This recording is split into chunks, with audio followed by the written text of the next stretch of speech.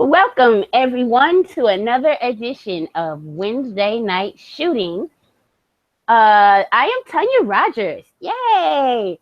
And I am here with the always wonderful Andrew M. Swift. Yay! Yay. I don't know if I would say always wonderful. I think that may be a step too far. Introductions don't have to be, the absolute truth. They don't have to be accurate? Yeah, I just have to put you over. Okay, that's fair. All right, I got you. Okay, so it's WrestleMania week. WrestleMania is Sunday, WrestleMania 33. We have a lot to unpack because this is a pretty stacked card. We should go over the championship matches, but because I have to call some people to the front of the class, I think we should start with particularly the one match that is concerning. So we're gonna start off with, I think it's one of the last, I would say, major marquee match that was signed to the card was Shane McMahon versus AJ Styles. So we're gonna just talk about how we feel about this feud and give our predictions for the winner, and whatever little extra, because it's WrestleMania, whatever extra you think they might do. So you go ahead first, Andrew. This feud has been terrible. It hasn't made any sense.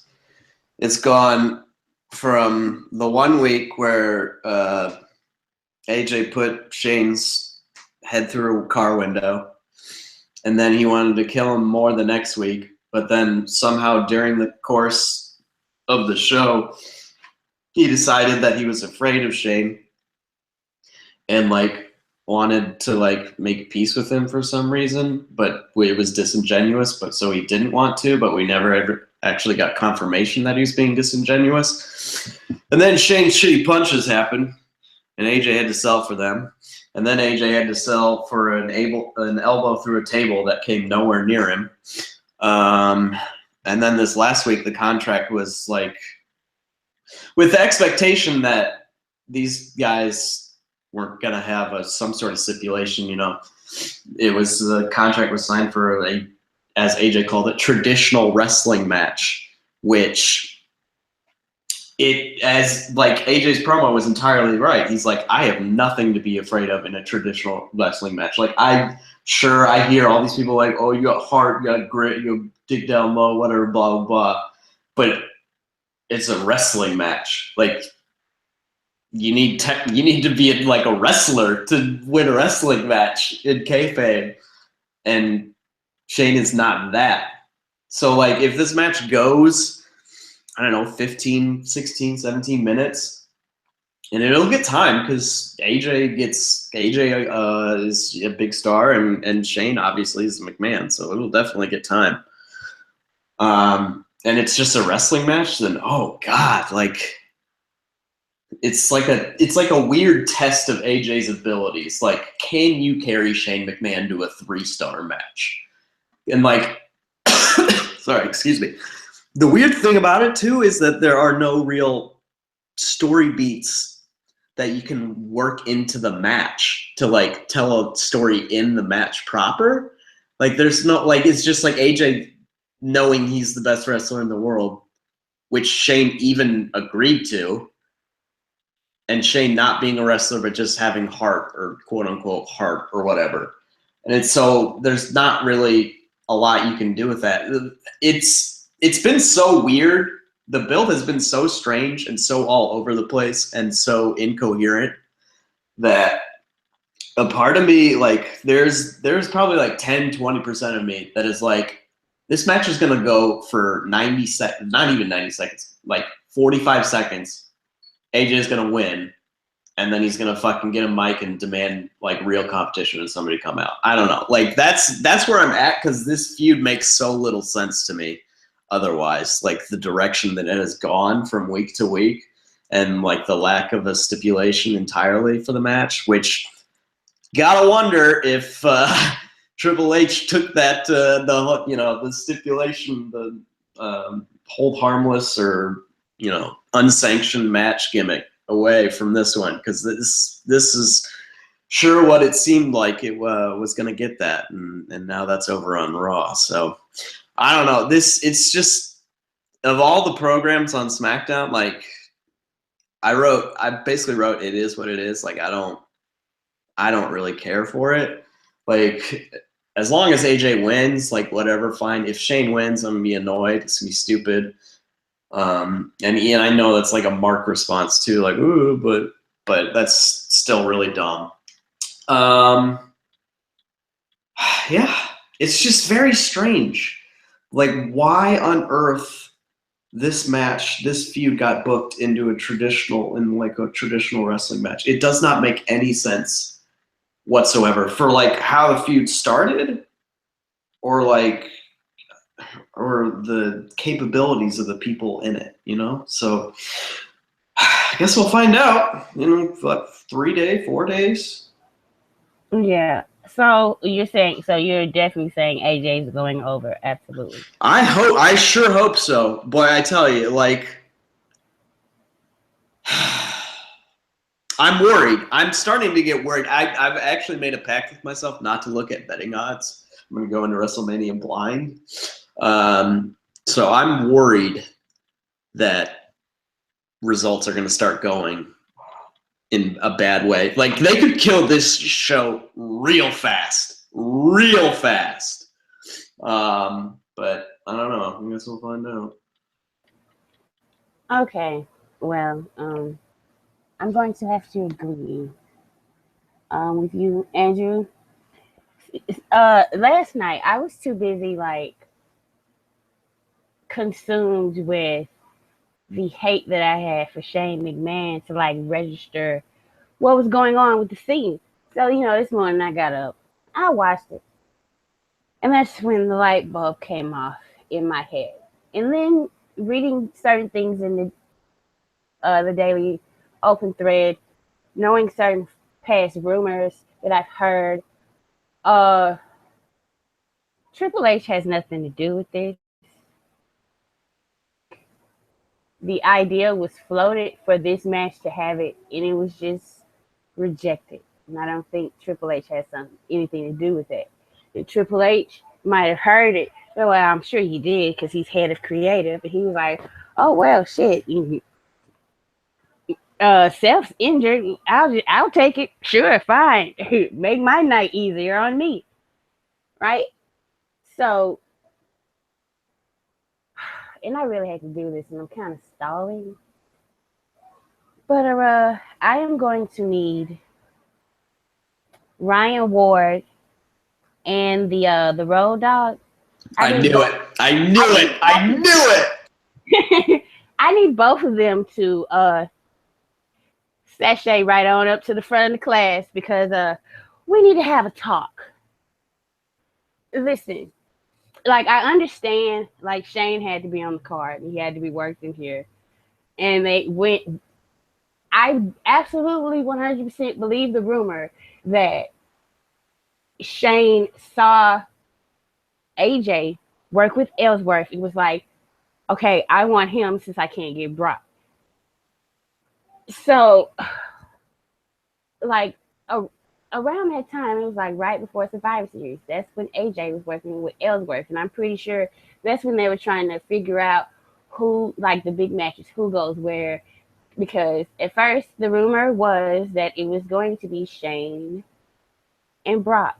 Like, people were absolutely certain that that was going to happen at WrestleMania. It fell through probably because people say Brock is for the money, but he also has an image that he protects. Like, he doesn't just make money just by going in there and losing, or even fighting against, or giving a fair fight to motherfuckers like Shane McMahon.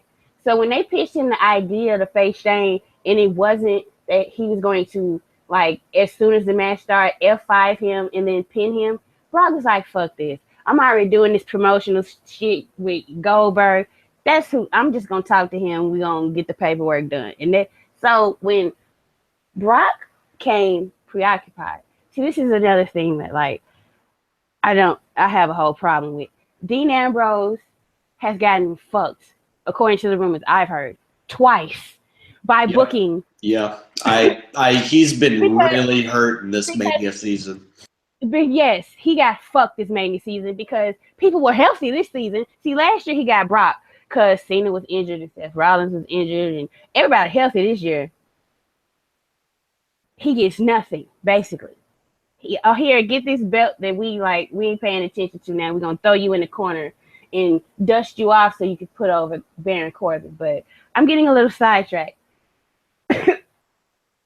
Once it was clear, because at first it was actually going to be Dean Ambrose. I don't know if people remember, but he was kind of acting like an asshole towards management around that time. That was when he got thrown out the building, but he kept coming back in the Mountie suit, this, that, and the other, to face Shane at WrestleMania. And they were building it up towards that. And then that fell through, I guess because at the time, Shane saw, well, if he can work, if AJ can make this work with Ellsworth, imagine what he can do with me. A lot of this is not on Ryan Ward and Road Dogg, but a lot of it is. I feel like ever since they were giving the green light to do all that fun shit with The Miz and Cena and Miz and Nikki, they said fuck the rest of the show. It's like they spent the whole week focusing on that, and then Monday night they're like, oh shit, we gotta write for the rest of the show. Well, let's put the women in the tag match, and oh no, we did a tag match last week. Well, let's have Carmella face Becky Lynch. I don't know, who gives a fuck. And the show, quality of the show overall, you're so right, Andrew. When it's time to come for a joint pay-per-view, the quality of the show suffers. And by this time, they should already know that. And I think this is Mania. You're doing all this good work. You're getting all this good praise. And you let all but one of your stories fall to shit heading into the show. Raw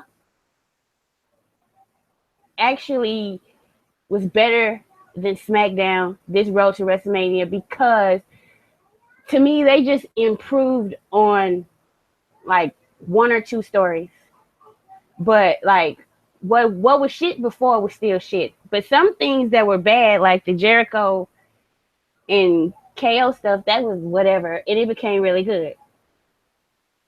But SmackDown is just I don't know, especially the way AJ came at Shane and he attacked him. That right there signifies when these two meet, it's going to be more violent than a traditional wrestling match. We've seen people's head go through car windows. We've seen Shane put AJ through a table. It's as if AJ had been feuding with Roman Reigns last year. They didn't start off as violent, actually. They started off as simple disagreements. But the violence got escalated until the end. The ending crescendo was a Extreme Rules match, which was ultra violent. So when you book things like this, you should escalate the violence, not de-escalate it. It seemed like I know some people were excited for the match, and it almost seemed like that contract signing was to those fans, hold up, it's not gonna be what you think it is. This is not actually going to be good. So just prepare yourself. I don't know. They have to do better coming up. They know the environment they work in. They've worked in it long enough. I'm putting it on them. Just like when I put it on the Raw writers, I'm putting on the SmackDown writers. You know you got these lunatics coming at you from all angles. Triple H over here, Shane whispering to Kevin Dunn over there. But you're responsible for the material that's coming out. And you need to start doing better heading into joint pay-per-views. I don't care what the situation is. Do better. If you're if you're getting all this praise, I've always said from day one, people well, SmackDown gets the benefit of the doubt. It never has with me. Either I like it or I don't. And I would say, well, I don't like this, but maybe in the future when the rainbows come out and unicorn. No, I want it to be good all the time, every time I watch it, not just maybe. So I'll give them the benefit of the doubt. I don't like that. But I predict that they're gonna have a wrestle, and AJ is gonna cover up for Shane, and it's gonna be decent. But AJ's gonna win. But Shane's gonna kick out of a fucking Styles Clash. So get ready for that. He might kick out of a phenomenal forearm too. And after the match, AJ is definitely gonna shake his hand. Why would you I've never seen a situation where somebody offers their hand to their competitor and the person before the fight and the person refuses, where they don't shake their hand after the fight. Now I hope he does what Jericho did to HBK and give him the handshake and the hug, then kick him in the balls and be like, fuck you, and walk out. That would be great. But that's probably not gonna happen. But yeah. Do better, Ryan Ward and Road Dogg, because as quickly as I praise you, I will get on your ass. All right. So I guess we should go to the next match. Let's start. Let's go to Raw. This should be quick. Goldberg versus Brock Lesnar. There's not much to talk about. Who do you got? Brock. Me too. Okay. I don't care whatsoever. Me either. We don't have to spend that much time on it. We've gotten our predictions. So we're going to the WWE Championship match. Bray Wyatt, the champion, versus Randy Orton. And I kind of know about the Wyatt long con, but I want you to kind of explain your theory on this, and if it is how you think it is, how does that affect the result of the match? Who's gonna win? Yeah. It's less of an actual defined theory. The hashtag itself is kind of a joke. It started when the Eric Rowan video from last summer resurfaced, and I wrote that post about was Sister Abigail's body really burned last night or whatever, and that post did very well, and there was I won't go into it, but there was a reason for me to very strongly suspect that either not exactly that sort of thing, but there was some sort of extra twist in the tale to come. I'll put it that way. And so since then, I've been trying to figure out what possibly could be going on with this feud. And it comes back to in the very beginning of the feud, all the way back last summer, even last late summer. And I would write something about it, and I'd be like, this feud's going to be Randy Orton's going to, trick the Wyatt family, and then he's going to eventually go over and Bray's going to look like a dumbass or whatever, and it's going to be same old story for Bray Wyatt. And that's my fear is that when Orton goes over, because I think he is going over, but I'm really hoping Bray does, then it'll feel like that to a lot of people. It'll be oh, Bray Wyatt just, got punked out like usual. He was just a champion this time. They put him higher up the card just so that they could have a more high-profile punking, kind of. So it's kind of my hope that there's more. The Wyatt Long Kong is my hope that there's more to this story than we think there is. And the Rowan stuff really makes me think something is up. And the way they've brought Luke Harper in and out of the story, and how they've had him address Wyatt lately has been interesting to me. I feel like there's a dynamic that is coming after WrestleMania when the story starts becoming more of, I think, more a strictly Wyatt family dynamic, and Randy sort of goes and does something else. I'm just, you said, you're talking about how And I was saying that the Shane versus AJ, like having a wrestle, like please don't have that. I am really worried that this match, the Wyatt Orton, is just going to be like a Randy Orton, pay-per-view having a wrestle kind of emotionless sort of thing. Because if you're going to go all into this wacky, crazy shit, I want there to be some wacky, crazy shit at Mania, Like I want there to be a lot of violence in the match, a lot of weird mind games trying to play to each other, a lot of talking back and forth during the match. I want Rowan to show up clearly and do something. I don't know. But I want that match. Like they've gone like full crazy with it, kind of like they even made up a word, like a crucifix or whatever is what Randy said he dug into the grave of Sister Abigail or whatever, which is not a real word. It's not a thing. They just made it up. So I hope they just keep going with that and don't like just revert to being like, all right, well, it's a championship match at WrestleMania, so we're just gonna have a championship match at WrestleMania. Like if you're gonna do crazy, do crazy. And I'm not entirely certain that they're gonna follow through on that. As weird as it is, and a lot of it hasn't been my thing, because I posted on Twitter today, like, wasn't the Wyatt stuff better when Luke Harper was the focus instead of the devil? And I really do. Like, this is another thing. Like, I don't know why Luke Harper couldn't have been in that match. I still say that. It's like it seemed like when AJ Styles beat him, my interest in this match just went down. I was like, oh, Luke Harper's not going to be in it? Well, why do I need to watch it? Just tell me who won. Like, seriously. Like, Bray doesn't have that good a chemistry. Like, the people he has good in-ring chemistry with, it's weird. Like, it's not a lot of people. Like, I don't know. It's just something. Like, I could watch him wrestle John Cena all the time, but like his matches with Roman were like, they were all right, but they weren't anything spectacular, So it's just weird to me. And then remembering the match, because they main evented, was it No Mercy? Yeah, it was bad. Yeah.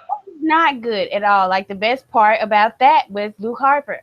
The best thing about Randy Orton and Bray Wyatt has been Luke Harper this entire time, and he's not in the match. And that's another thing that pisses me off. Like, these are the things that, like, my smart heart wants to, like, be fuck WWE about, and people are talking about fucking pre-show matches and shit. Come on, like, the card is 11 fucking hours. Instead of that match, you know what? Put Reigns and Taker on first, so I have to watch none of the rest of this shit. Put them on the goddamn pre-show. First match. I don't care if it's 3 people in the building. Because you fucking know what? I'm still going to be watching it. Like, I understand crowds may add to the match. But have you never in your life watched an empty arena match? Could you not get into it because there was no crowd there? Like, seriously. You need other people to validate or tell you if something is entertaining to you. That's all a crowd is. Like, people cheered Hulk Hogan for years. I never believed them. They were all liars. Bray should win. And if he doesn't, I'm whatever about it. I just hope the match is good. And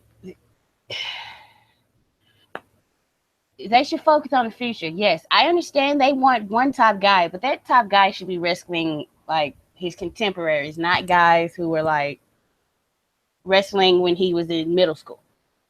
Like, seriously. Or probably was the Undertaker wrestling before Roman was born? I don't even know. But yeah,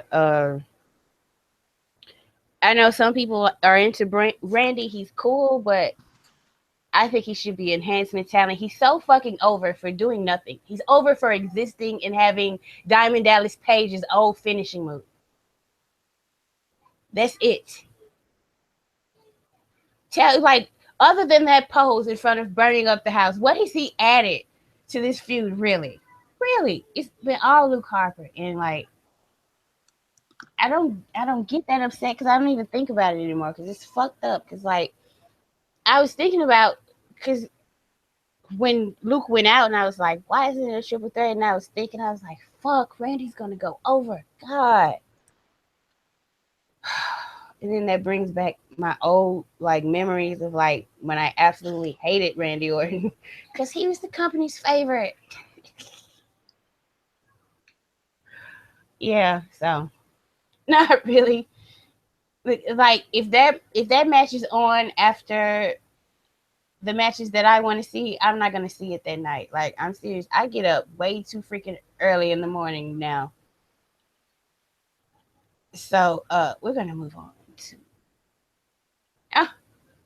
the Phenom versus the Big Dog, the Undertaker versus Roman Reigns. I just looked it up. Undertaker like first started wrestling in 1984, and Roman Reigns was born in 1985. God damn it! I'm right. Yeah. Undertaker was wrestling as long as Roman Reigns has been born, and there are people who would be upset if Roman Reigns beats the Undertaker after everything. Like Roman Reigns beats the Undertaker, that means his career is shit. Okay, first of all, for everybody who's rooting for the Undertaker, just because I really think this is gonna be his, they are so scared. It really makes me question: are these people like really true Undertaker fans? Because like I know he's been so injured. Motherfuckers were saying that he only has a year or two left in 1999. Can I make it any more clear that Undertaker is like I don't know about New Orleans because if they're going to build the story between Brock and Roman, the only two people that beat the Undertaker, it would make sense if he would miss that one, and if he's gonna have hip surgery, stay up, rest up. Feel like if he takes a whole year off, he can come back at 35. I'm telling you, we're going to be talking about an Undertaker match at WrestleMania 35. Roman Reigns said he was going to retire the Undertaker in the same way he said he was going to retire the Big Show. It's not going to fucking happen. He's just going to beat him, but he should. And as Biden said, immediately start selling shirts of I buried the Undertaker at WrestleMania 33. Did you see that promo? Did you like that promo? Which promo? Promo. I'm not talking about Undertaker. Oh, from Monday? Yes. Oh, I fucking loved it. I was losing my shit. I was using like hashtag Roman Empire in all caps on Twitter. Like we not need this person every week, every Monday. Yeah, it was great. I loved it so much. I was so into it. And I'm not just saying that because I weirdly hate Undertaker. I was full on board with the delivery and the performance and the content. Even the content, you know. Everything. It was just like he's come like I had a tear in my eye. Because I can still remember like assessing attack and suffering such God, yeah. And you want to know who didn't call himself a giant. So I'm just sitting here like, Lord, finally, they're giving this, like, he has character, he has motivation. He's like, you know what? When I won the Royal Rumble in this town, and I wish he could have said, you remember that? When you booed me when I won the Royal? That was one, I thought that was one of the, and then Lord, my favorite part of the whole promo, he was like, and I went on to headline WrestleMania. Boo! Twice. Boo! He just smiled like, yeah, motherfucker. You can't do shit about it. Oh my God, I was just so happy. I was just like, God, if they could just let him, like, just one feud with Sami Zayn. Watch. Just watch and see what happens. Like, you would probably get people stop chanting CM Punk. Probably would. Like, people would probably like the show again. Just one feud with Sami Zayn. I promise. I guarantee you. Like, and they're gonna feud like in 5 years, but it doesn't matter. Like, it's gonna fucking suck. But You're like, so right. those two, like, I know, like, that's their characters. Like, well, Roman doesn't have one. Yes, he fucking does. Their characters are like completely polar opposite. Like Sami Zayn, like, had to scrape through the indies for years. And Roman Reigns, all he had to do was make a phone call. It's like, yeah, I'm ready to come try out now. Like, God, I would love that feud, but no, they're gonna have him face Braun Strowman again. Like, ugh. Like, I just started liking Braun Strowman. Please don't get me to hate him. Cause all I heard when they were like, he's gonna face Braun Strowman, they're like, oh, Roman's gonna be taking ridiculously stupid bumps to make Braun Strowman look good. That's all I read when I saw that sentence. I was like, okay, yeah, that's great. Do you think they're going to do two like signs of respect? Because they're doing one with Shane and AJ. You think they're gonna do one here? Oh boy. I don't know. I mean, that's what everybody suspects, but I wouldn't be surprised by any means. But yeah, doing two does seem weird. Yeah, it does. But like, I would suspect it more with Shane than like either if I would be the only time I would be worried that the Undertaker isn't gonna come back is if Roman beats him and then he gets out of the ring first. Like then I'm gonna be like, oh shit, he might Undertaker might not be coming back. Damn. But like if Roman wins and he celebrates, I'm like, yeah, Undertaker's coming back. He might come back and kick Roman in the balls, and they have a rematch at SummerSlam. Who the fuck knows? God, please no. Okay, that's my favorite match. Like, I don't think it should main event though, because I'm stuck to my guns. I don't think Undertaker's retiring. They've made no mention of it, and like Vince, that's like Undertaker's not just an employee. They've known each other for so long. Like I'm sure they've had deep moments, talked on the phone for hours, and cried together about shit. You know, if and everybody's telling Undertaker, they think he's his last. If Vince thought that this was Taker's last match, he would present it as such. I just that's my strong belief. I don't know. It could be wrong. Let's talk about the match that I do think should be the main event. Power couples collide. John Cena and Nikki Bella versus The Miz and Maurice. God, where do we start? Okay, well, this is where I'm going to start. John Cena called The Miz a pussy. And I am the type of woman that I tend to see that as an insult.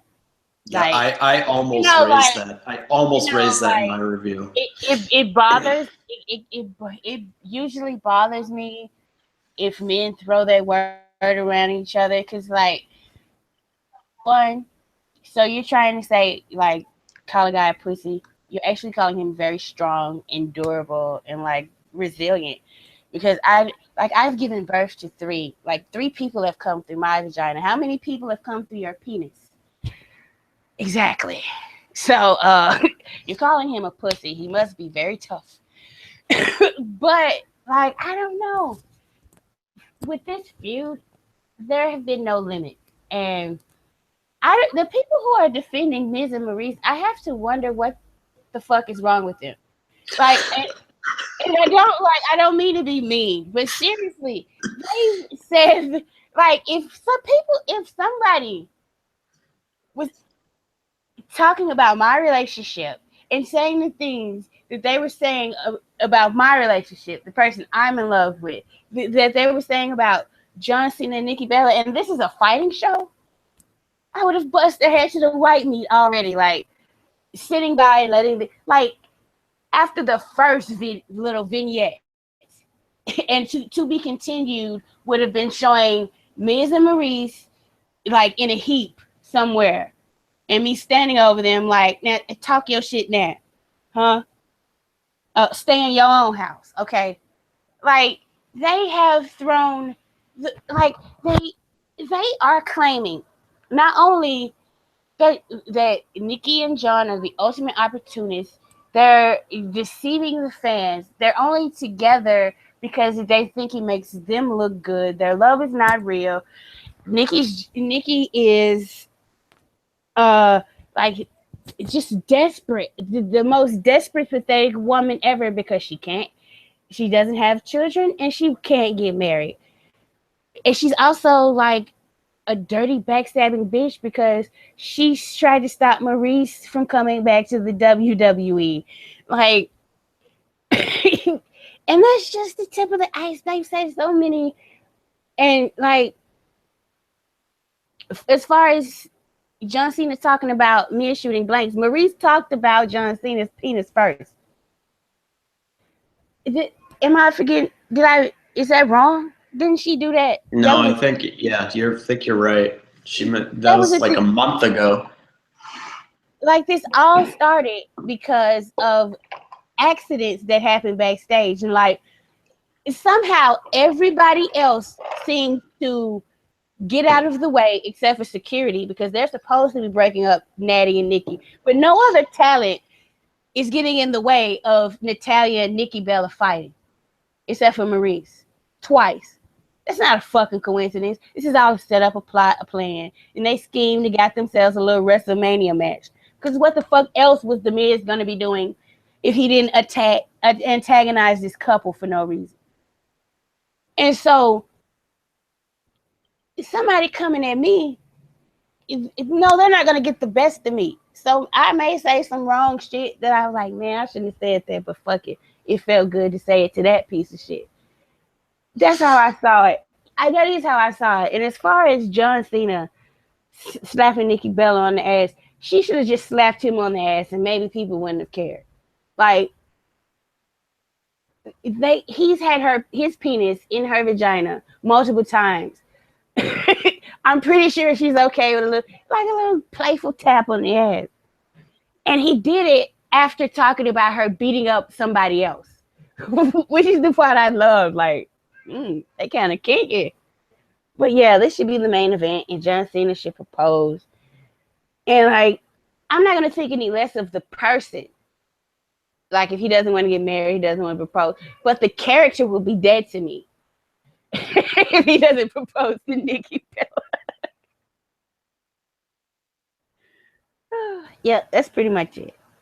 The way you said multiple times just then, I had my microphone on mute because I was like dying of laughter. But just like, he has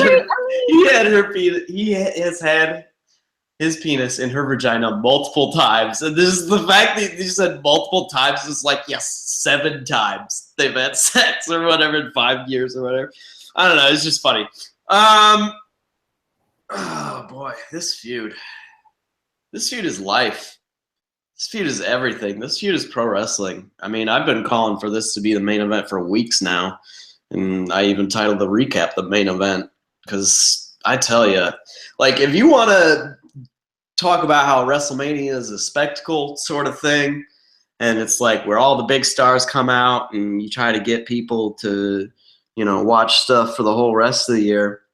Well, John Cena is the biggest star you have. I'm sorry. He's much bigger star than Goldberg and Brock Lesnar. Much, much bigger. He's out here doing like mainstream Hollywood movies and getting like pretty good reviews for his work in them and hosting all kinds of, talk shows and award shows and whatever. So he's your biggest mainstream star. Nikki Bella is your biggest female star because she's done an extremely impressive job of building her brand. She's been an extremely successful businesswoman and entrepreneur, and and her sister, like, not to discount Brie, but Nikki has definitely sort of been the forefront of this.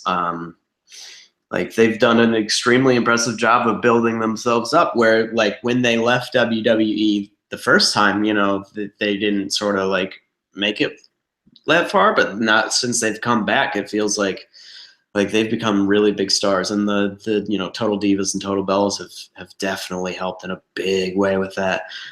And like the Miz, if you go like calendar year from like WrestleMania to WrestleMania, he's had one of the, you know, 10 best years in the company. In terms of like all of the promos he has cut. First of all, he made Dolph Ziggler look like a really entertaining and like rootable face. And like now everyone admits that Dolph Ziggler is clearly the worst part of SmackDown, because he just does not give a fuck whatsoever. And The Miz made that dude like a hero. Like, you telling me that The Miz isn't? I mean, he's just been incredible. And Maurice has added so much to his act, like in adding legitimacy and even like when she, you know, when she has added to this feud, like verbally, like she's done a really impressive job as well. She's done really well. Really good job.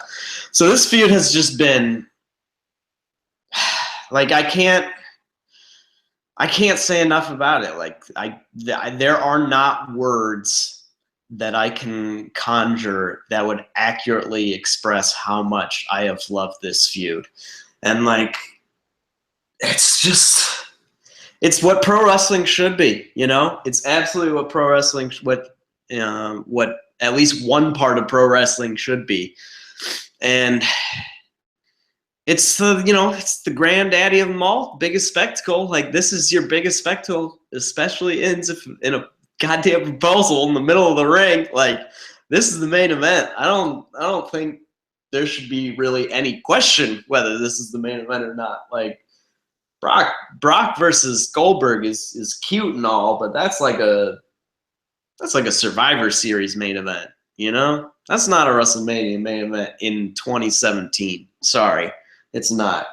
Like, you can think it is, but you're wrong when you got John Cena, Nikki Bella, Miz, and Maurice out here pulling gangbusters like every week, literally putting out what feels like the best segment in wrestling history, somehow topping themselves every week on end for like a month and a half straight. It's just insane. It's just absolutely insane, like the quality that has gone into this feud. Like how funny it's been, how relevant it has been, how dark it has gotten, how deep it has gotten, and like how consistent the story they've told ever since the brand split. Like, this is not just a Cena, Bella, Miz, Maurice story. Like, ever since the brand split, Dean Ambrose, AJ Styles, now The Miz have been calling John Cena a part-timer. He's on his way out, Hollywood guy, doesn't care, isn't authentic, he's fake. They've been saying that over and over and over again since the brand split started. Carmella, Natalya, now Maurice have been going nonstop about Nikki Bella, about how she's using her relationship to get to the top, how she's basically slept her way to the top, how she's not talented, how she's, only there because she's pretty, she's not there on her merit whatsoever. And what they have been doing is Cena struggled. Like, he couldn't beat, he lost to Ambrose on TV. He couldn't beat Ambrose and Styles in the triple threat, lost to Styles at SummerSlam before that. And then, like, went away for a while, eventually came back, like, dug deep or whatever, beat Styles at the Rumble in, like, one of the greatest matches ever. And, and then immediately lost the title, though. And because Miz came in and started fucking with him at that point, after they started pushing Bray. And then, like, Nikki, like, she went over Carmella, which is fine, but, like, even Carmella got the better part of that feud for quite a while. But Nikki eventually went over. And then the Natalya feud started, and they went back and forth. But Natalya went over in that feud. Natalya won the Falls Count Anywhere match. I don't know if people remember that, but Natalya won that match. I mean, it was, yes, because of Maurice, which again, it just shows like Maurice coming out to determine the outcome of that match shows how interconnected the stories for Cena and Nikki have been. Like, and that they've referenced it, that how the Miz referenced it. He was like, they've kept this relationship apart. Like, you weren't allowed to talk about it, and now all of a sudden it's okay to talk about it. But like, they kept them apart this whole time until Maurice slapped Cena, and then he's like, oh well, I've got a heater that's gonna make you regret what you just did, you know? And so then, like, using everything they've done with the brand split on both sides of the aisle, with so many people saying the same consistent things about both John Cena and Nikki Bella, now for them to come back and prove and have, like, The Miz and Maurice go way over the top, go just vicious, nasty, like the final form of the argument that has been made about both of them since the brand split started. Just absolutely horrible things they're saying about them. So like overcoming that on the grandest stage of them all, and then proving that they truly do love each other by Cena, you know, proposing to her. Like I'm sorry, that's perfect. That is a incredible story on so many layers, on so many levels, and it's been performed insanely well by all the four people in this feud. And I'm sorry, that's the main event. Like, if you ran down like the feuds, it's not a contest. It's not a contest in terms of star power, in terms of build, in terms of like the quality of the story. This is the main event. It's not that this is just the main event, though. This is like one of the biggest, well-built WrestleMania main events, if it was the main event, of all time. And I don't think that's controversial to say. After you've just heard me talk for like 10 minutes straight on end about how good this story is, I don't think there's an argument otherwise. I don't know. Just yeah, what a feud! What a feud! Yeah, most WrestleMania main events recently have been trash. So yeah, definitely in the last 10 years, it's been one of the best stories. Like heading into WrestleMania, like this match feels like a WrestleMania match. Undertaker Reigns feels like a WrestleMania match. Yeah. Goldberg Lesnar, that feels like a WrestleMania match, but you know, considering like who's in the match, we all know why it's lackluster. But like, it's not much else that does. I would say Owens Jericho does. Yeah, I was thinking of that. Let's go to the next match, though. We got to talk about the unsanctioned match between Seth Rollins and Triple H.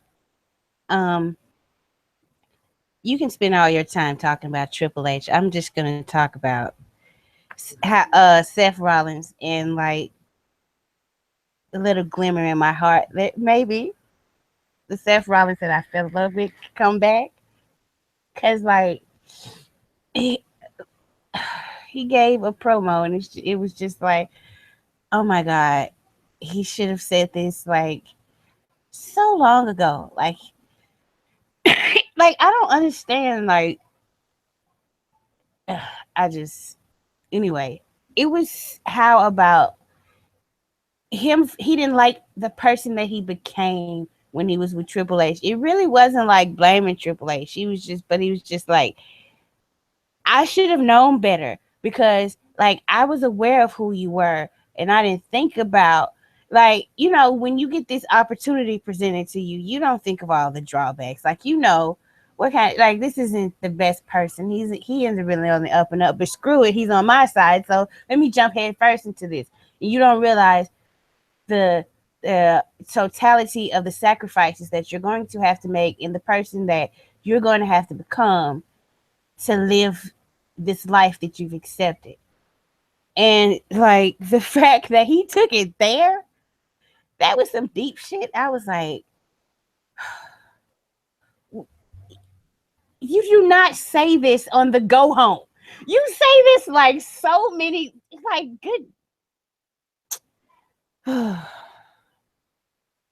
I just don't know. I really don't. Why they waited so long for him to like admit that, yeah, I was a shitty person and I did some bad things and I really didn't like the person that I became. But I was just lying to myself because I was successful. But now that I'm down and out and I have to like reevaluate and look at myself like, I don't like that. And he came at it like he's not trying to get revenge on Triple H. He doesn't, like Seth Rollins legit was like, I don't even, like, I'm not trying to win. I'm trying to exercise this demon called Triple H out of me. And I was just like, yes, please, whatever happens Sunday, let it be fucking over. Let him move away. Stop, take it away the pedigree. Give him some new music and everything. Change his name. Don't even call him Seth Rollins. But yeah, I think this is the match where it could go left because Triple H has backup. You see what I'm going to? Oh yeah.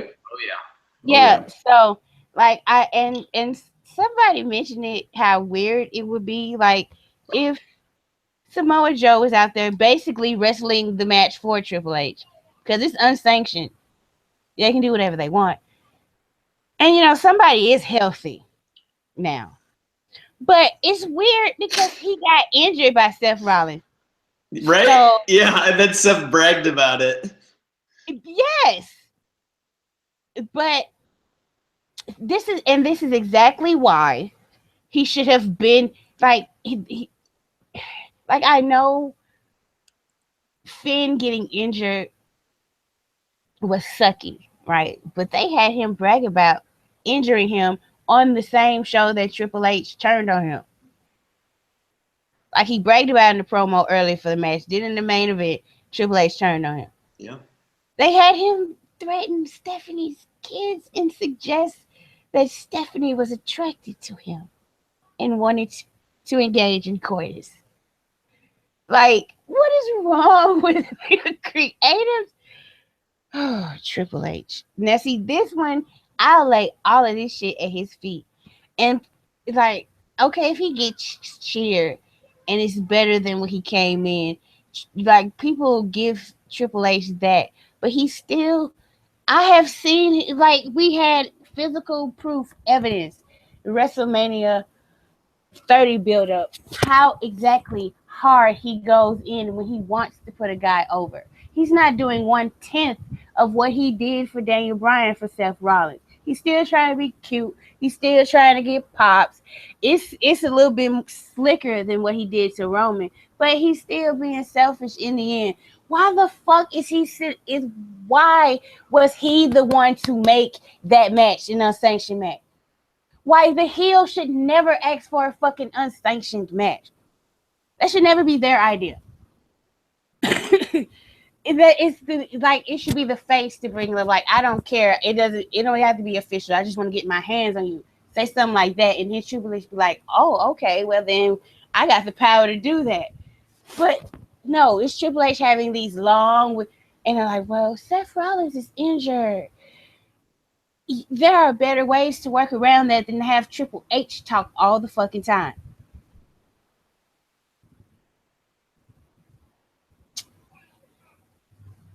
I hope I really don't care what happens. I just hope that the next day Seth Rollins is far removed from Triple H and that is over. And we don't even talk about that for like at least a year.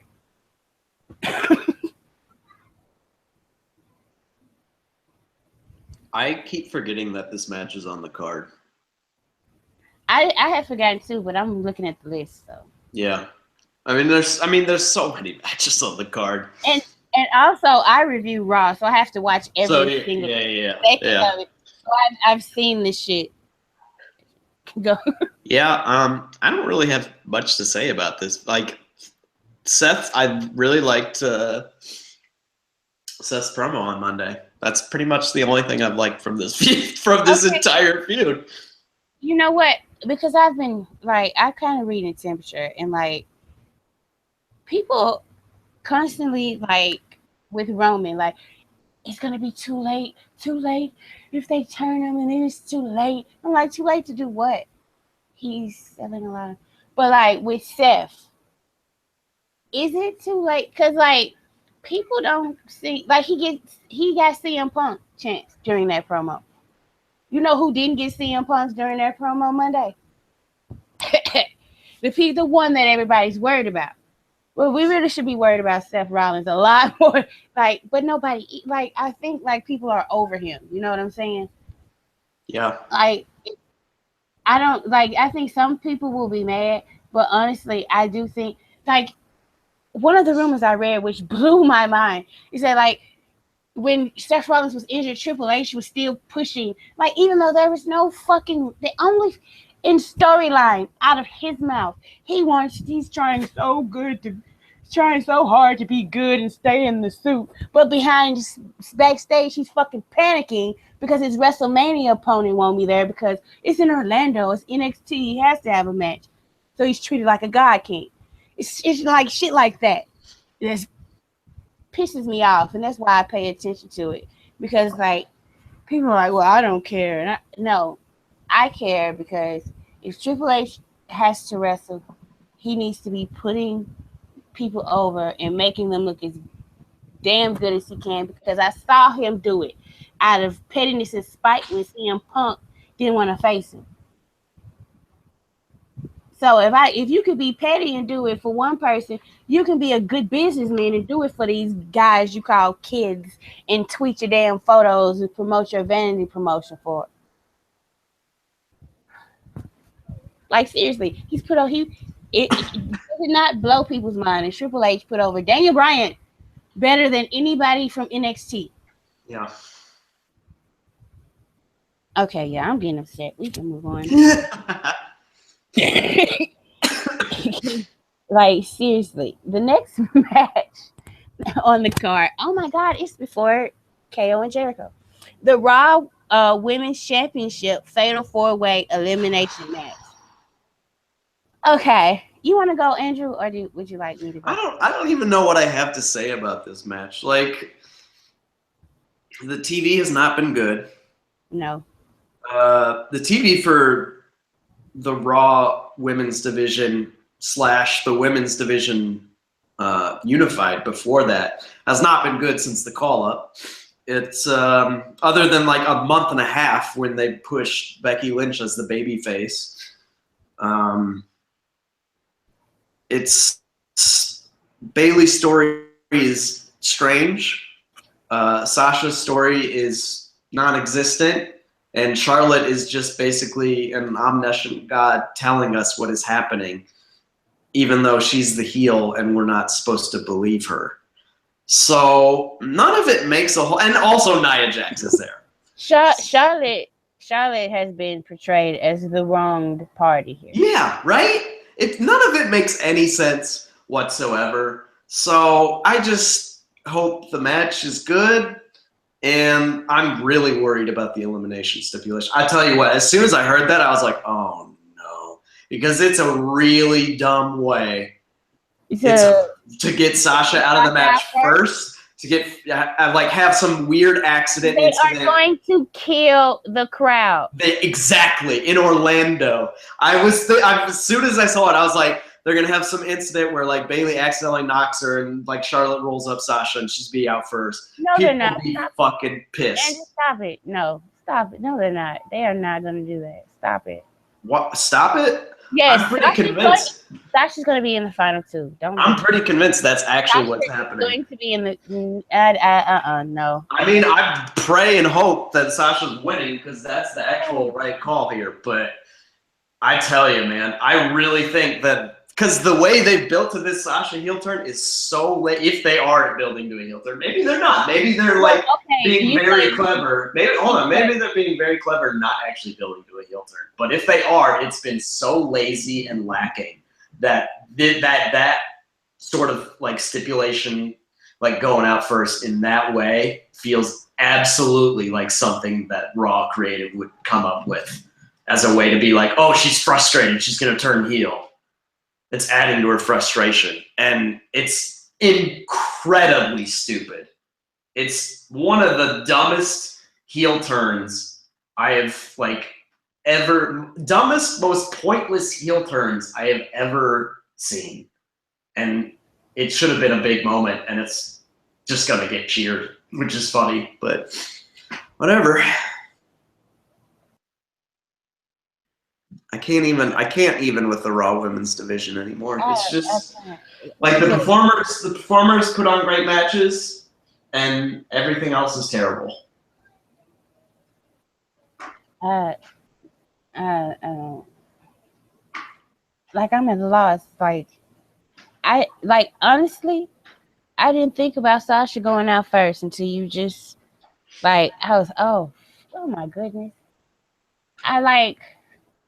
I feel like I'm going to not watch because I think that's going to be like earlier on the card. I feel like if Sasha goes out first, I'll probably go take a walk or something and then come back. I can't handle that. She's I don't believe people deserve stuff, but certain people have earned certain spots, I think, and there's no fucking way that Sasha should be eliminated before Nia Jax at all. Nia Jax and Carmella have the exact same crowd reactions. None at all. At least Carmella is a good promo. Yes, but it's still definitely quiet. Oh yeah, I know. Oh, I'm well aware. Carmella can get heat with her talking. Yeah. But I think Nia Jax sometimes can get a reaction with certain moves of hers, but most of the time people are very uninterested in Nia because she's not scary. And it's not because she doesn't know how to make herself seem scary. And it's not because of her looks, because Alexa Bliss absolutely knows how to make herself seem scary. Alexa Bliss is scary as fuck. And she's not even she's a teeny tiny lady. So they should have just kept it a triple threat, and I hope Sasha or Bayley win. That's it. Yeah, that's pretty much where I'm at. I don't really care. I hope the match is good, and I hope Sasha wins. And if she can't win, I hope Bayley beats Sasha in the final two. Anything else in that match, I'll be annoyed. Yeah, I'll just be like, this is stupid. But I don't know what I was expecting. So, which is why I'm trying to brace myself for the worst possible outcome. Maybe they got it out all stupid WrestleMania decisions out of their system last year. Yeah. Yeah, so they're gonna make some good ones this year. United States Championship match, which is another match that kind of called for a stipulation, but I guess they would have to call the pay-per-view Extreme Rules. Right, yeah. Yeah. So Chris Jericho versus Kevin Owens. This is all anchored on the Festival of Friendship. And apparently this is what this really is all about, is that Kevin Owens is a Y2J mark. And he kind of sucked up to Jericho, used him, and then threw him away when he no longer had a use for him. So Jericho, I read somewhere where somebody was Jericho, is he going to get his revenge? I don't think so. I think the prize fighter wins and becomes United States champion. They have to have, see, all these people who are upset that Kevin Owens lost the Universal Championship, well, he's still going to be the top champion on Raw. after WrestleMania because he's going to be United States champion and the Universal champion's not going to be there.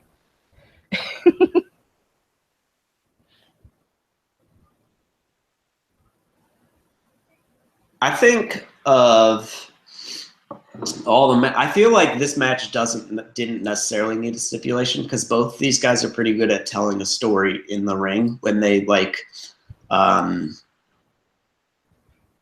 Jericho. As long as he doesn't try to go like indie spot work or like tries to be who he was 20 years ago, I think could really like get emotional resonance across in this match. So I feel like they could do a pretty good job of that. I feel it'll probably be like a much better match than people think. Like it kind of feels like it's like sneaking, like hidden on the card a little bit, and it may by the end of the night stand out as being like one of the matches where people are like, that was really good. Like I really enjoyed that, and I think both guys will be present some very intelligent ideas, and hopefully Owens goes over, obviously, and he can be the top title holder on Raw and feud with Finn, I guess, when he comes back, or I guess that would be my expectation. And Jericho is going on tour. Is that right? Like in a month and a half or so. So I'm looking forward to this match. Like I didn't like their dynamic really much at all. Obviously, the Festival of Friendship was an incredible segment. But other than that, like I think this is one of those feuds for me on Raw where they had a lot of television that I didn't care about and hit a couple of big things, and that works for a lot of people. But it's not really my preferred style of show. It's not really the format that I like. So that's why this feud maybe is not the biggest deal for me, but I still think it could be pretty good. Yeah, I think it is. I think, yeah. And, we get KO being crazy, hopefully, and wrecking shit, because he's probably, eventually he's going to want a Universal Championship rematch because he's never got one. Yeah. He hasn't forgot that either. Okay, the next match is the Intercontinental Championship match, aka nobody cares. Dean Ambrose versus Baron Corbin. Like I know fans care, but WWE has not cared much. And you go first because I have. Go ahead. I think WWE has very big hopes and plans for Baron Corbin, and I think he's winning. That's all. That's literally all I have to say about this match. Okay, well, okay. That's nice. If they just wanted to get the Intercontinental Championship onto Baron Corbin, like I wish they had done it with somebody other than Dean Ambrose. Because, see, like, what's going on here bothers me a little bit more than, like, other people because, like, Dean only became WWE champion, okay, last year for one reason. Roman failed a piss test. And they didn't want to put it on himself. So it was Dean. And you can think what you want to about his performance, but like they asked him to carry that shit, especially after like the whole shit with Brock. And then like it just seems like he's getting the short end of the stick this WrestleMania season. Like Steph gets to have his WrestleMania moment. Roman's going to have several handfuls of WrestleMania moments. Yeah. But like, when is Dean gonna Dean Ambrose's biggest WrestleMania moment is what? Luke Harper powerbombing him into a ladder at 31. Oof. Like, because he certainly didn't have a moment last year. And like, yeah, I think they could have something special, but at the same time, like, it's kind of like he's the male Becky Lynch. It's funny. It's funny. I was literally thinking the same thing. Oh my God, Andrew, we think so much Swear alike. to God. Swear to God. He really is. And like, that's my shield baby. And I want better for him. And like, Baron Corbin's all right. But like, fuck him. He ain't did what Dean Ambrose has done. I'm sorry. I'd rather have Dean win and Baron just keep fucking with him. And then Baron win at a later date. Like, I'm not that into Baron if it means he's beating Dean Ambrose this year. I'm sorry. Sorry. No, I would actually kind of prefer that as well. And I like Corbin quite a bit, but I think Ambrose has been hurt really hard this WrestleMania season. Yeah. Okay. We can move on to the Raw Tag Team Championship Triple Threat Ladder Match with the Average Savages versus used to be alright in NXT versus Cesaro and Sheamus. Well, it's obvious who I want to win. But I think Enzo and Cass might get a WrestleMania moment. Who gives a fuck, really? I used to love them, by the way, but nah. Yeah. Like, and the one thing Enzo touted was like he had like notebooks full of ideas. Like, did they reject like every single last one of them? Where's your notebook, bro? Seriously, like for real. Don't claim you got thousands and thousands. I have thousands of pages of written stories. I've got like 7 or 8 handwritten books. If somebody asks to see them, they're like, blam, right here. You claim you have thousands of promos. Where they at, though? Certainly not what I've been hearing. So maybe they're not letting him use those just yet. Yeah. Cesaro and Sheamus they're good workers. And they're cute together. And their dynamic has kind of worked. Yeah, their dynamic has kind of come around. Like, it's worked pretty well. So, yep. The one thing Mick Foley was right about. Exactly. Good old Mick. Oh my God. Yes, the one thing. Okay. See, they have one match above another, and I'm just going to reverse those. The SmackDown Women's Championship match, which is somehow a lightning rod of controversy. Yeah, it's a big deal. Okay, listen here. WrestleMania is still a wrestling show. Okay, and the most exciting worker should win. Probably Naomi. But like, if she hadn't have been in the match, other than Alexa fans, I don't think too many. Like, I don't know what's happened to the reactions for the women, but I don't know where it's turned a corner. But it just seemed like, well, for me personally, once Naomi handed that belt to Daniel Bryan, I was like, fuck all the rest of these women. Seriously. So I didn't really care who won whatever.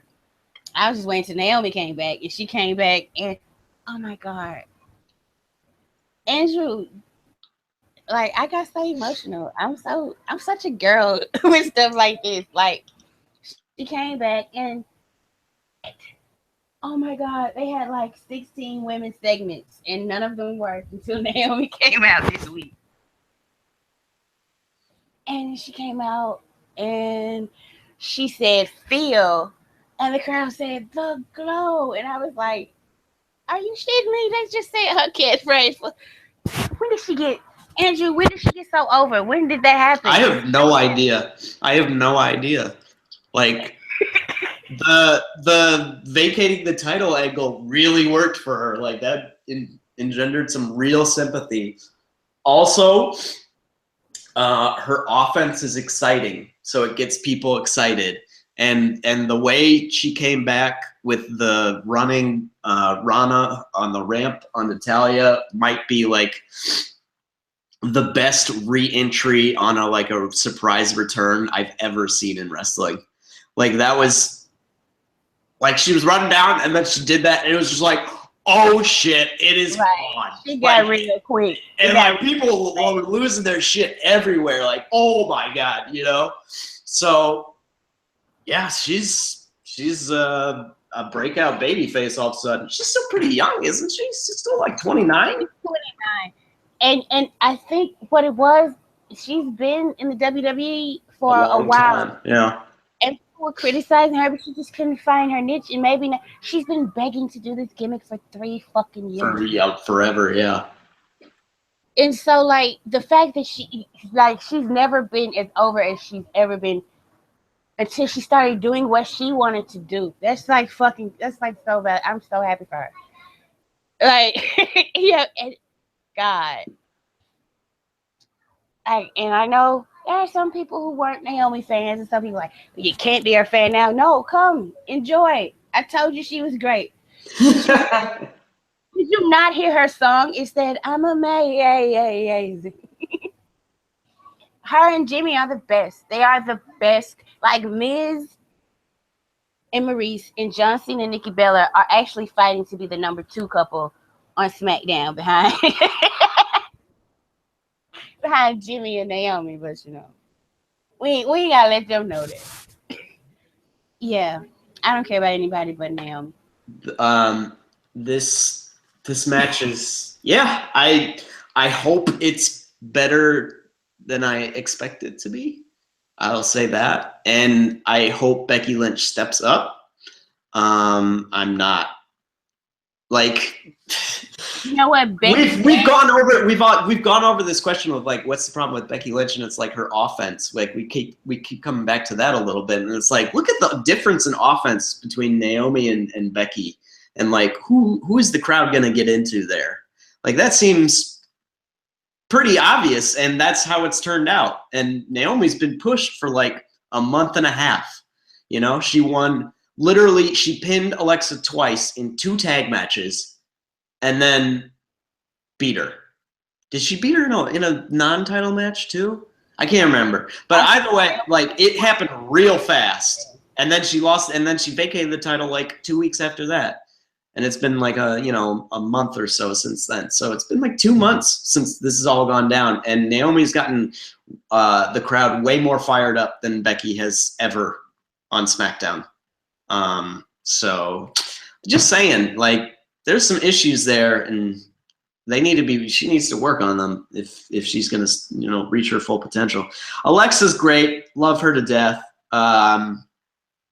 I may have a post coming on Friday. I can't tell if I'm going to be able to write it or not, but I kind of want to do like a preview, because I'm writing the preview for this match, the actual preview, but I want to do like an additional preview of the match from like as like a Disney story from like Alexa's perspective or whatever. But oh my God. But I feel like that could get like some really good play, but I'm not entirely certain I'll be able to work it out. So we'll see.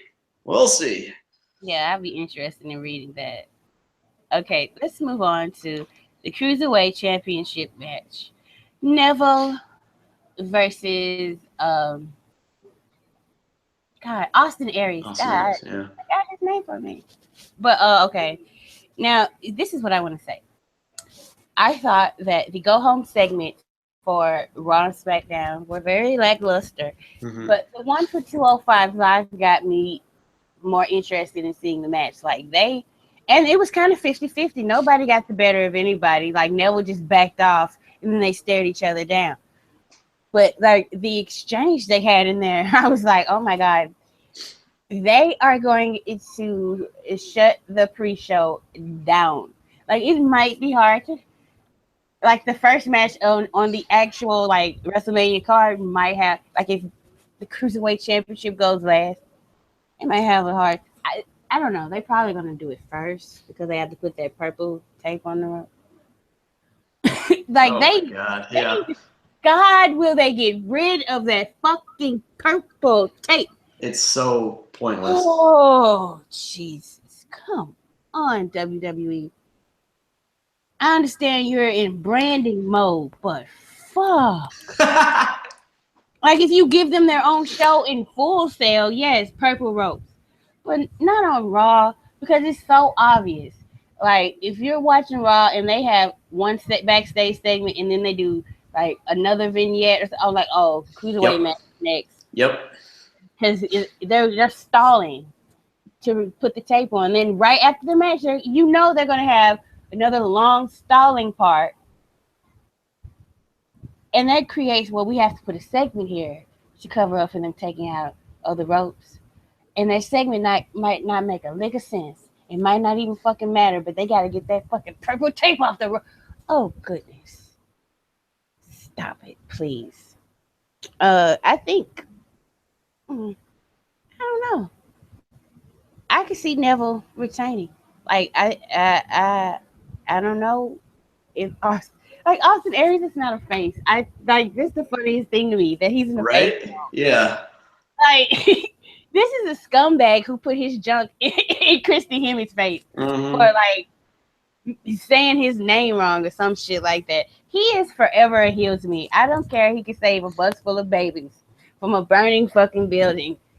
He's still a fucking sleazeball putting his junk in women's faces. Like I'm never gonna. And I actually saw it because I watched TNA. I didn't just hear about it. I saw it. So like, but it's gonna be. He's a great talent, and I'm looking forward to it. You know, somebody has to open the show, and the fact that these are two seasoned professionals, and these are two guys that you could take in like any indie show around the world, and they could fucking headline, and they're gonna be. Yeah.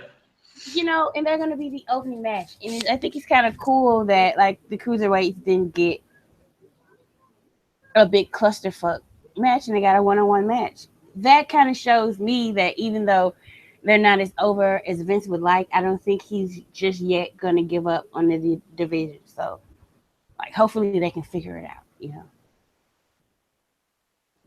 Yeah, I think I don't know who's gonna win the match, but I'm really looking forward to it.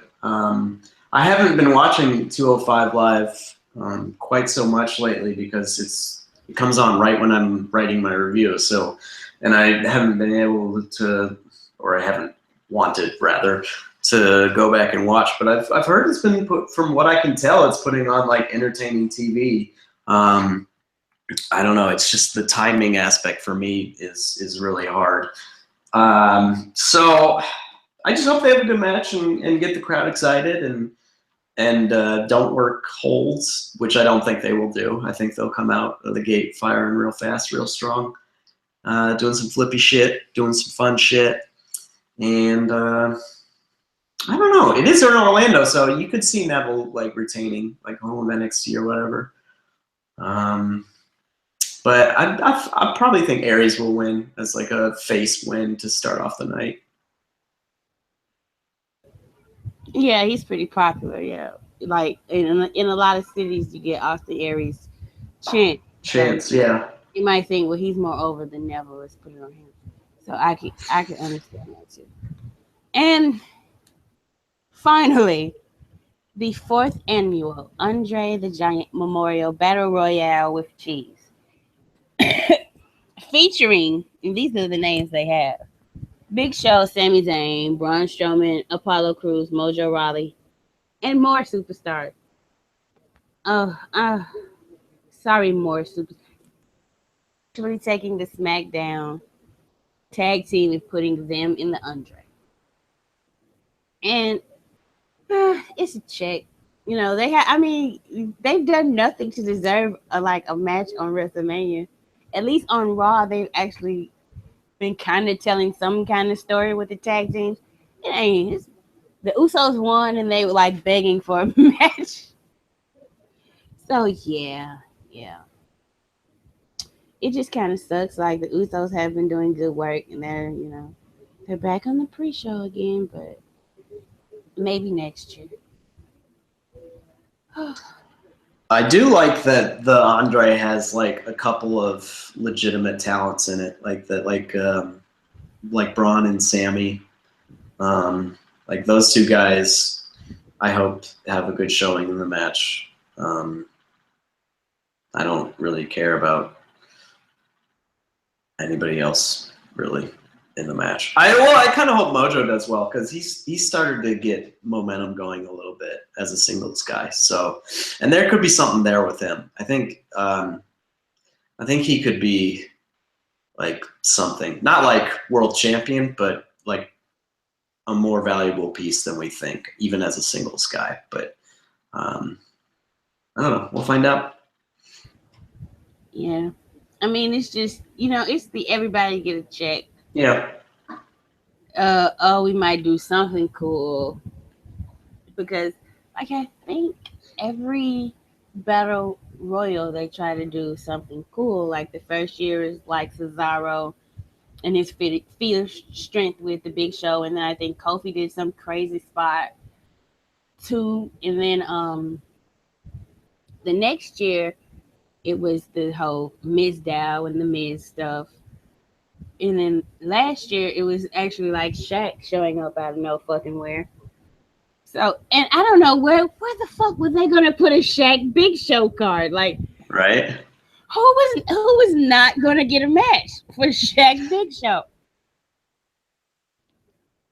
Boy, that's a good question. That is a good question. Like, where the fuck were they gonna? Yeah, so Shaq wasn't about that life. I could have told them that Shaq ain't. Yeah, it's kind of funny how desperate they were. It is. Shaq ain't nobody. I'm sorry for real. Okay, so the fun part of WrestleMania, who do you think's gonna? Well, they already advertised. Shawn Michaels is gonna be on the pre-show panel. The Rock is gonna show up. But I just hope it's in like a backstage thing with the New Day. I also think New Day's going to come out once to announce the attendance. And I think because I think WWE, it's clear ever since the stuff with Paige, New Day has not been in the live arena in a ring. Nope. They've just been backstage stuff. So I think like, when they come out to announce the attendance for the show, they're going to do something crazy wild that the crowd is going to be focused on what's happening then. Like some celebrity's going to come up or pop up and nobody say Hulk Hogan because like God, I tell you what. I would put on my shoes and walk to fucking Orlando to protest. Seriously. Like, don't you dare. But I don't think so, because Hulk was also involved in the sex tape, so I don't think that would, like, I think that would encourage people to be even stupider with their... Yeah. So, I don't know, but... Boy, I don't know. Surprise celebrity or return stuff? I have not, thought about that whatsoever. Yeah, it's not my thing, I guess. I would. The only thing is like Al Roker is supposed to be. Oh yeah, he's the special ring announcer. Ring announcer, yeah. For the mixtape, yeah. I want to see what he does because he's kind of funny. But other than that, yeah, I don't. Okay, like I know who Pitbull is and who Flo Rida is, but I'm not fans like even remotely. Yeah. And all these other musical acts, like, it makes me feel so old. I have no idea who these people are. And I have no interest to know who they are. I'm like, really? Who the fuck? Like, I don't know who they are. I know Vince has no fucking clue who these people are. Not a clue. Not a clue. But yeah, okay. Do you want to talk about Takeover? Shit, there's a Takeover this week? Right? Like, exactly. What the fuck even do they put on Takeover? Like, what's on the card? All right, okay. Shinsuke, Bobby Roode, Asuka, Ember Moon. Who? Yeah, who? Triple threat for the tag titles. Aleister Black versus Sienna Almas, and an 8-man tag that they just announced tonight. Yeah, with this, because I watched I actually watched NXT I tonight. actually didn't watch NXT tonight. Isn't that funny? Because you watch it. Usually I watch it, yeah. And I was like, well, I heard there's a takeover, so let me see, like, What's going on? Yeah. and there's like this weird contract thing between Ember Moon, whoever that is, and Asuka. And can I just say that, like, whatever this supernatural or whatever they are trying to do, the very next time she's on TV, just drop all of that and try something else. Yeah, you can keep her name and her contacts and her theme and everything, but like, do something else. It's like she should be a human being and not whatever she's trying to be. Yeah, I don't know what the fuck, because like I have no idea. She was talking and the way she was sitting and the way she was looking, I was like, girl, you ain't ready for no Oscar. Come on now. You sit over there with contacts and look weird and think Oscar's supposed to be scared of you. What's the deal? Are you trying to be? I don't get it.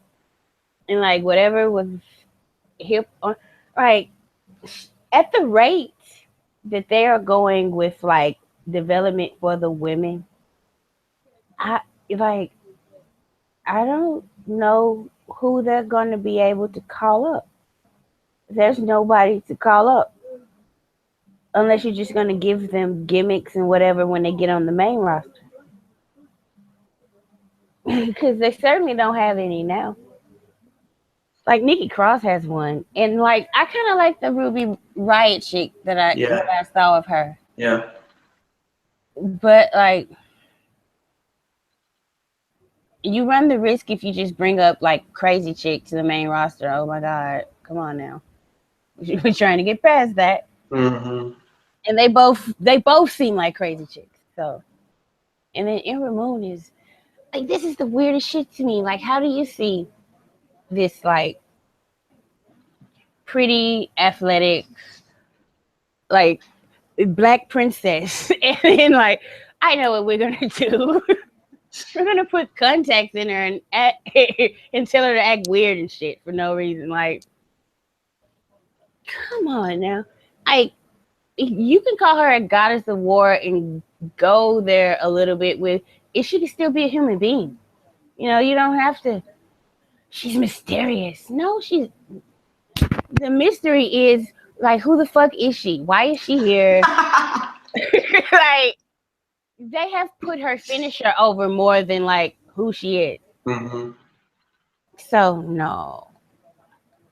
And then like that move, I don't care what anybody says. Stone Cold was doing regular stunners and he was complaining about his tailbone. Oh yeah. You need to find another move. That needs to be like her special. I can't take you out, so I gotta use this move. And like, because they should have banned the move. That would have been the perfect way. Gone with a banned move angle.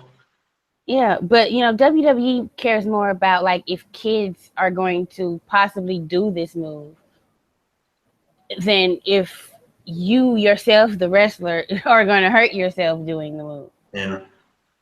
Like you can take away the curb stomp, which is probably like one of the safest moves to do, because you're basically like, most of it is the person throwing their head into their hand.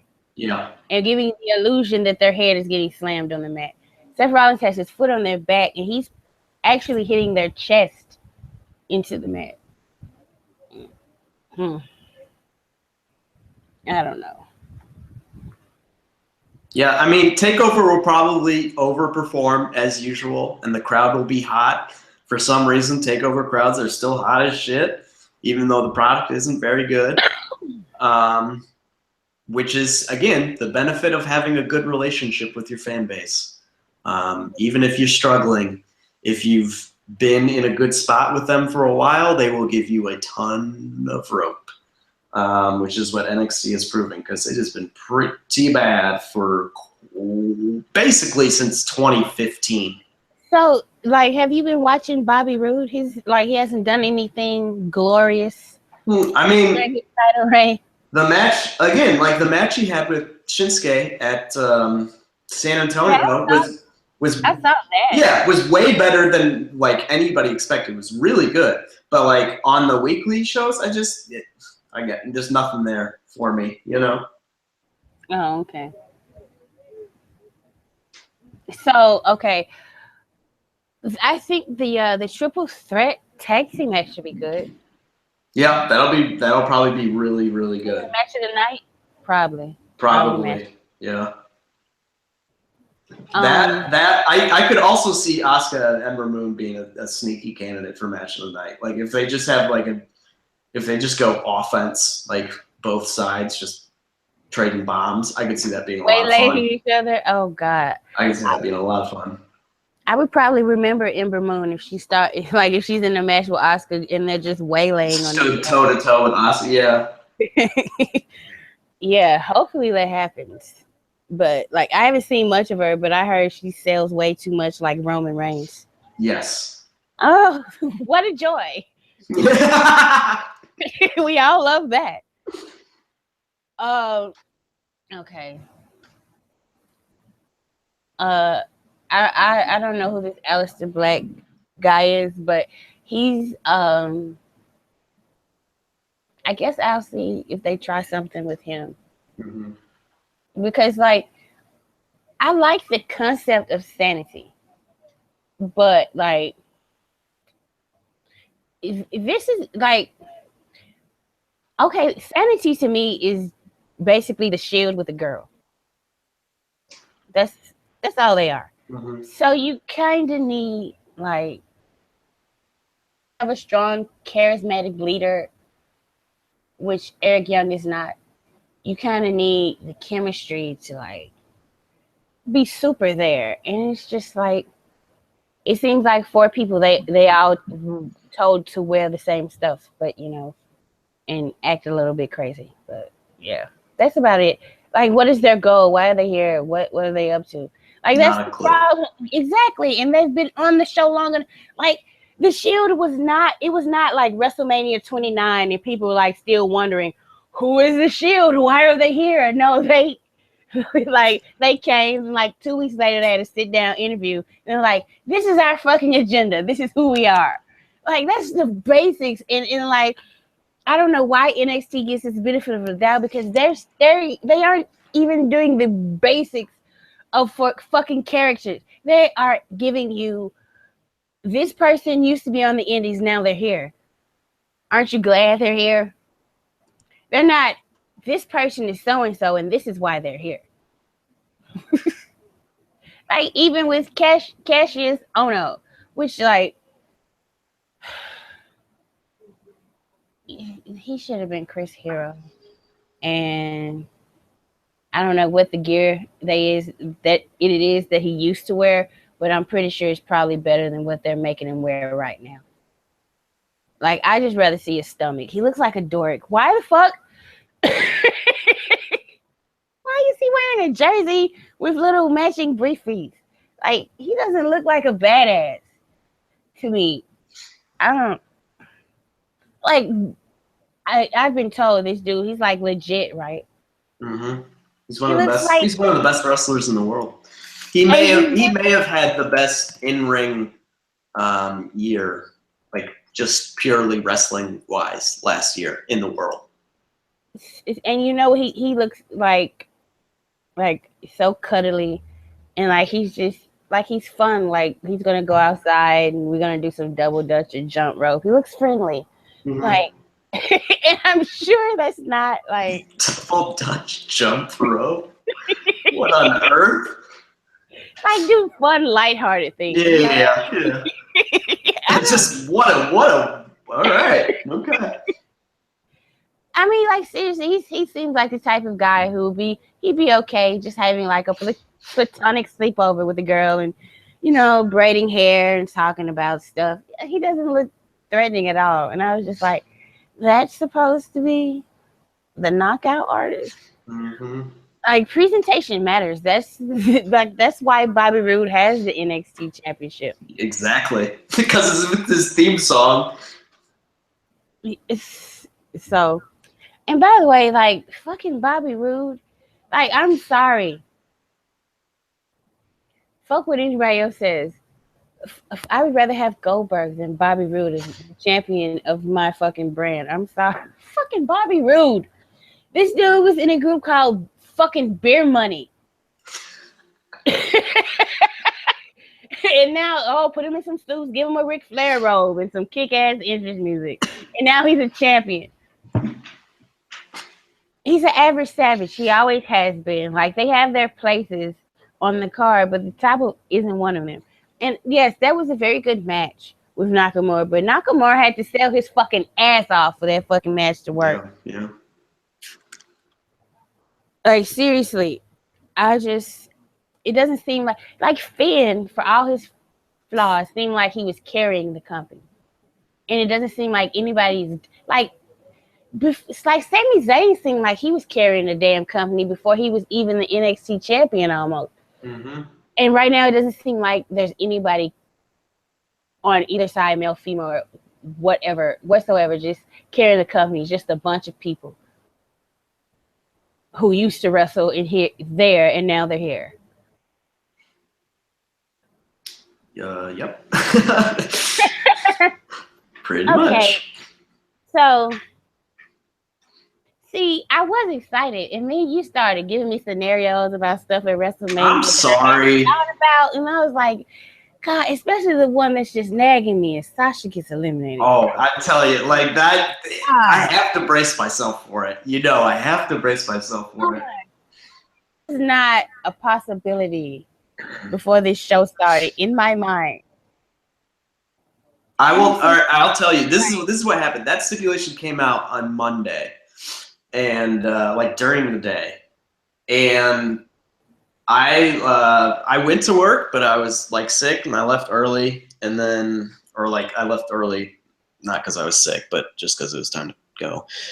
And I went to the grocery store, and I did some shopping, which I hadn't done in like a week, which I desperately needed to do. So I got a whole bunch of stuff, and I was on the bus on the way back, just sitting there looking at my phone, and I was scrolling down, and I saw like the news that it was a stipulation, and immediately I was like, "Oh, you motherfuckers!" I was just like, instantly, I was like, "She's going out first." That's part of her heel turn. Like, it was the first thought I had, and then like put me in a real sour mood for like all of Raw. It's just like, I fucking hate this show. Oh, Jesus. It's like every Monday Raw will do something to just bring me down, Well, hopefully look, WrestleMania is a stacked card, and even if something does depress me, I hope like something happens that like temporarily at least takes my mind off of it. Because I'm like, it's a 16-hour show, so it's gonna be so damn long. You have a lot to choose from. So damn long. So, you had any final thoughts? No, I don't think so. Yeah, that's pretty much it. So, you want to say our Yeah. As always, shooters. And especially during this WrestleMania week, be sure to go hug yourselves.